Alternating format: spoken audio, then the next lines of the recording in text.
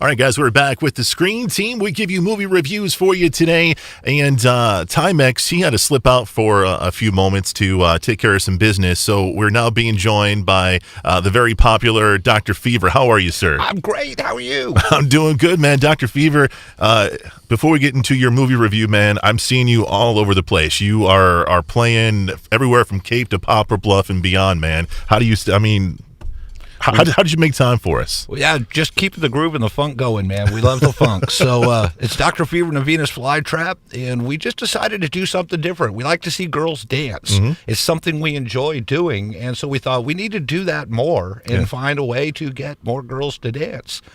It's a good thing. So that's why we put this band together, and just been having a lot of fun, doing a lot of soul, a lot of funk, a lot of disco. A lot of stuff that gets the folks moving, man. All right. Yeah, it's all about the groove. Everything from James Brown to, you guys do the Bee Gees? We do a little Bee Gees. We do some Bruno Mars. We do Prince. Oh, we nice. do a lot of Casey and the Sunshine Band. Yeah. Kool and the Gang. Like I said, it's all soul. James Brown said we all got a little soul in us, so we try to bring it out in everybody. So if people want to check out your show dates, they can go to your Facebook page, right? Go to our Facebook. We have a website. We are on YouTube. Mm-hmm. We're all over. All right, man. All right.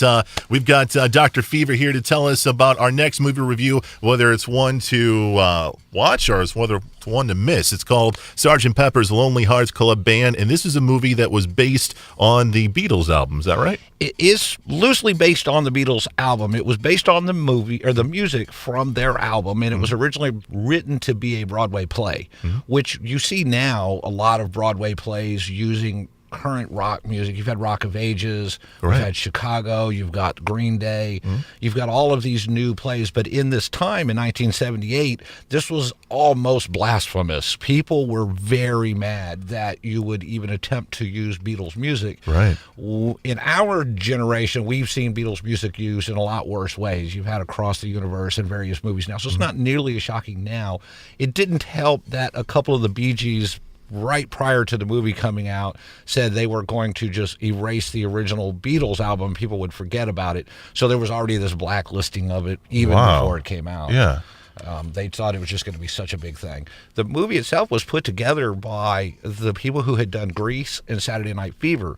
So they really thought they were going to follow along with this idea. They got the biggest acts of the time that they could find to be involved with this story, which the main actors were the Bee Gees and Peter Frampton were the main part of that story.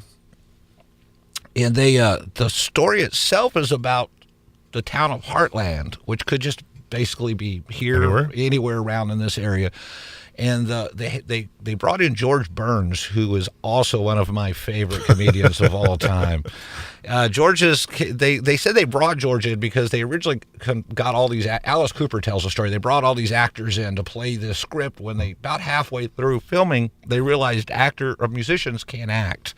So they had to have somebody who could read lines. So they called George Burns to come in and do the narrations through the whole story. He plays the mayor of Heartland, USA, and he starts by telling you the story of the original Sgt. Pepper's Lonely Hearts Club Band, who was a World War I marching band for the military. They traveled all over. They played all these great shows. Even according to the legend, they were able to stop the war from happening as all the soldiers got out and danced to Sgt. Pepper's Lonely Hearts Club Band. Well, when Sgt. Pepper had died, he left all of his magical musical instruments to the town of Heartland and said, if you keep these magical instruments in town, and the town will always be prosperous. So a couple of younger guys later into the town decide that they're going to put a band together, which is the Bee Gees and Peter Frampton playing a role.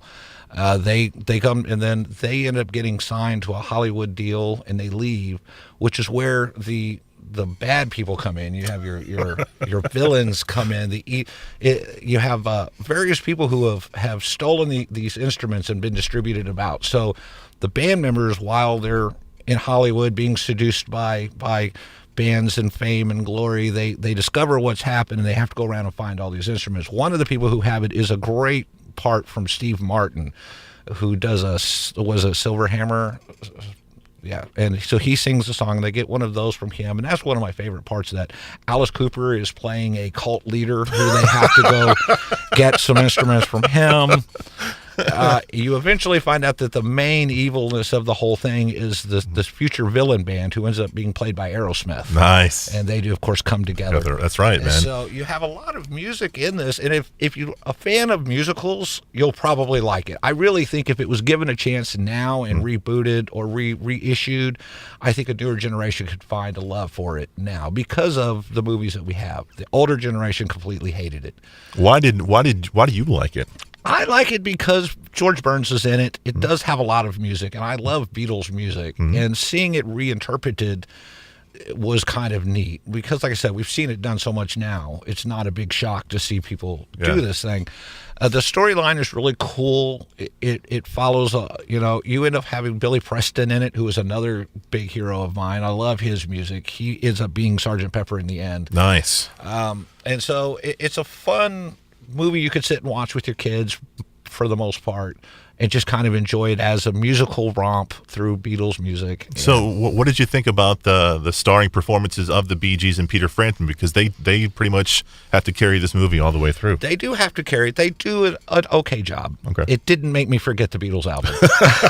But that's very hard to do. Right. They did a good job. And really, with having George Burns in it, it really wrapped it up. There's a load of celebrity guests in this movie. Jim Dandy is actually in this movie and in the credits at the end. I did not know that. You don't believe me, and you find a copy of the movie somewhere, you scroll to the end, Jim Dandy's name is in the credit.